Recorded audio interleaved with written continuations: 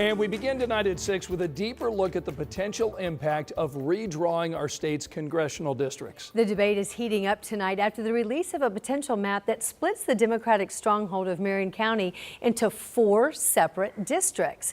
Jenna Webster now explains what that impact could potentially look like.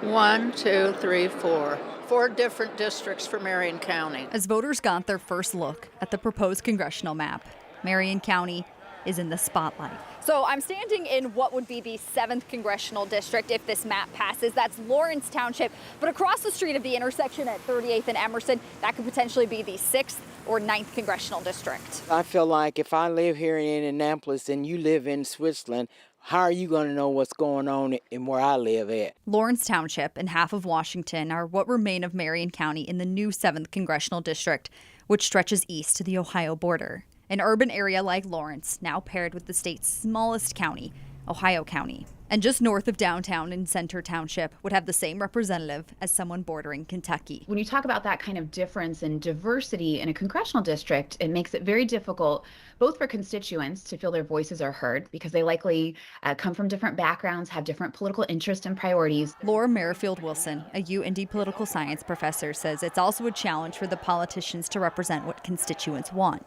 Those are the real world impacts I think really will matter a lot. Indianapolis City County Councilor Nick Roberts testified to a House committee against the splitting of Marion County, saying it also makes it hard to represent constituents on the local level. I mean, literally, I have a project through the federal government that is being worked on through FEMA, that the area, ironically, the project is being worked on is now split between multiple congressional districts. It's hard for us to advocate for these different issues. Back in Lawrence Township, I prefer you to have the hearts to incorporate the people, get on the ground level with them. Neighbors just want a representative who understands how to fix issues impacting them. Really and truly, they just need to get everything together. In Indianapolis, Jenna Webster, 13 News.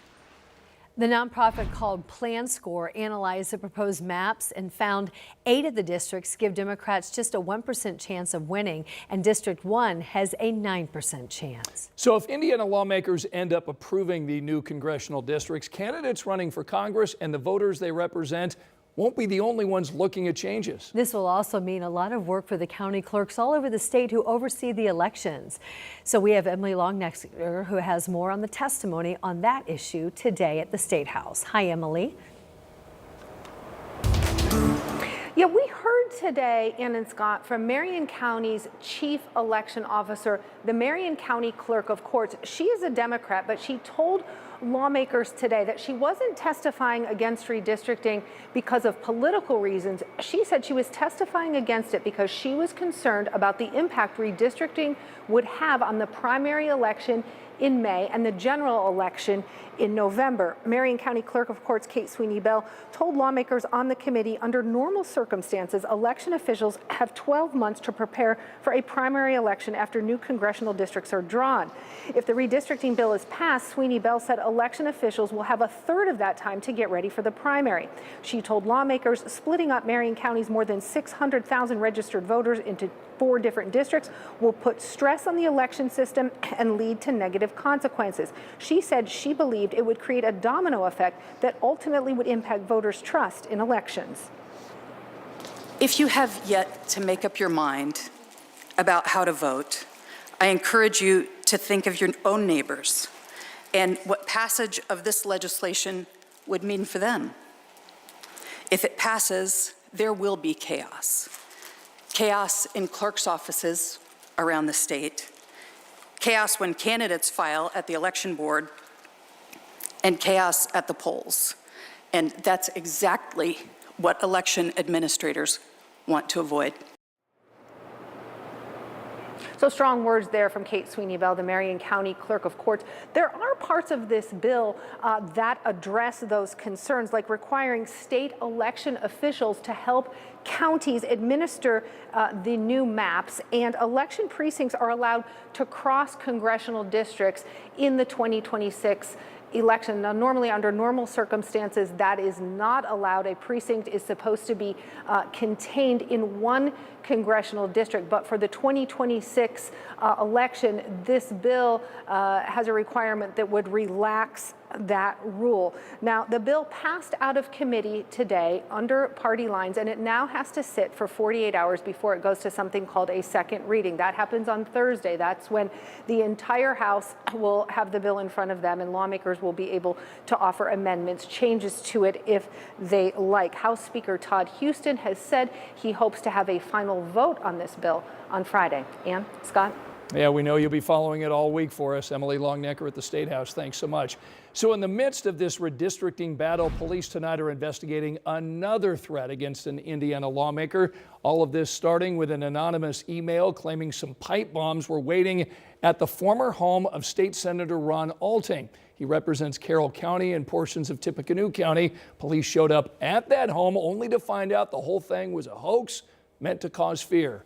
Senator Alting shared this statement tonight saying Hoosiers can disagree strongly on policy, but we cannot allow threatening hoaxes or fear-based intimidation to become part of our public life. This latest incident marks at least 11 GOP lawmakers targeted by threats in recent weeks. Angela? Scott, we're on the lookout for some patchy freezing fog. Visibility looks pretty good right now, but I've had a couple of reports of a little fine mist that's falling, and that's a concern because temperatures are well below freezing. We're in the teens and 20s right now, already down to 18 in Peru and Kokomo, Crawfordsville as well, 19 degrees in Greencastle and 23 in Indianapolis. Teens and 20s, patchy freezing fog. Right now, visibility looks pretty good, but we expect it to lower potentially over the next several hours right before sunrise. Once the sun comes up, we get just enough mixing. Unfortunately, that patchy freezing fog may lead to some school delays early tomorrow morning. Then we'll have a mix of clouds and sun tomorrow. Temperatures to start in the teens and 20s. We'll wrap up the day with highs 30 to 35 with hopefully a few peaks of sunshine. It's a snowy weather pattern as we look ahead. I'll have that look ahead in a few minutes. All right, Angela, thanks. We'll check back. In the meantime, we want to update you on this issue that we've been following for years now. And it was just within the last half hour that here in Indianapolis, the city-county councilors adopted a proposal. And the goal of this is to make the streets safer in Indianapolis. All of this is part of the Vision Zero initiative to prevent pedestrian deaths. We've got Alex Almanza joining us live from this meeting. He's got the details for us. Alex?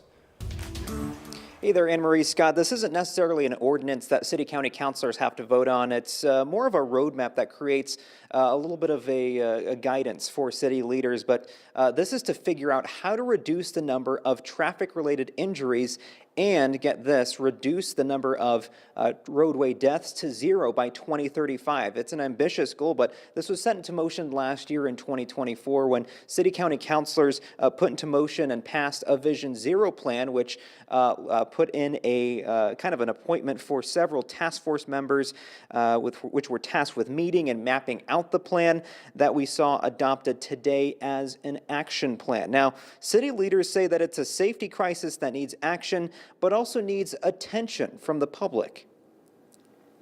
I would say for the public, see yourself in all modes, meaning see yourself as a walker, see yourself as someone who takes public transit, and think about that perspective as well. So what now? Well, this work on implementing those ideas, all those plans begins now. So the focus is 2035, which is, it'll go pretty fast, is what a lot of city-county councilors are saying, using efforts like tactical urbanism, a lot of education campaigns, things leaders say that will require collaboration and, of course, funding from the city. Anne Marie, Scott?